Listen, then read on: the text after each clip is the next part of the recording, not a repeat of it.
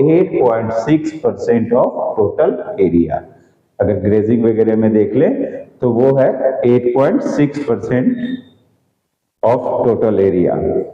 Net sown area, India has not sown net sown area of 46.2% of the total surface area. India में total surface area का 46.2% जो है net sown area में आता है। It has reached its maximum in Haryana, Punjab and Uttar Pradesh. सबसे ज्यादा ये देखने को मिलता है हरियाणा, पंजाब और उत्तर प्रदेश में, और कम जो देखने वाले स्टेट्स हैं वो कौन से हैं? Himachal Pradesh, Jammu Kashmir, Meghalaya, Nagaland, Mizoram and Arunachal Pradesh are reporting less than 30% of net sown area. तो ये तो हमने अभी लैंड रिसोर्स में लैंड के इंपॉर्टेंस, इंडिया के लैंड का जो डिवीजन है उसको, और land utilization in the world and land use pattern in India, इसको देखा। अब हम बात करने वाले हैं लैंड डिग्रेडेशन और लैंड के कंजर्वेशन। आइए अब देखते हैं लैंड डिग्रेडेशन क्या है और उसको कंजर्व कैसे किया जा सकता है।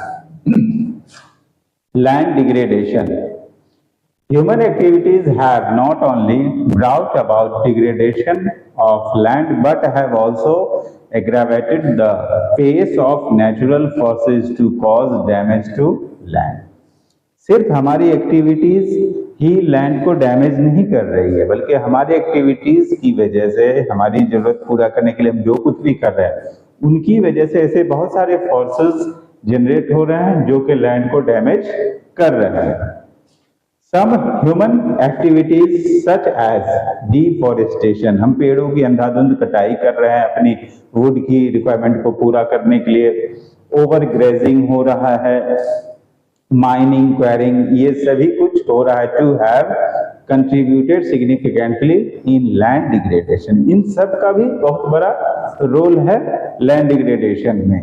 यही नहीं, इसके अलावा हम आज हर तरफ इंडस्ट्रियलाइजेशन देख रहे हैं, बढ़ता ही जा रहा है।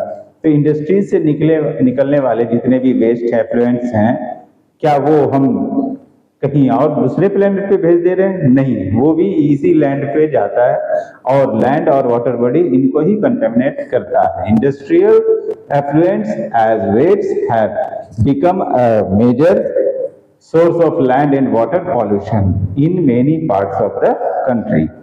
कहने का मतलब है कि हमने लैंड को कई तरीके से डैमेज किया है, एक तरीके से नहीं, कभी डायरेक्ट कभी इनडायरेक्ट।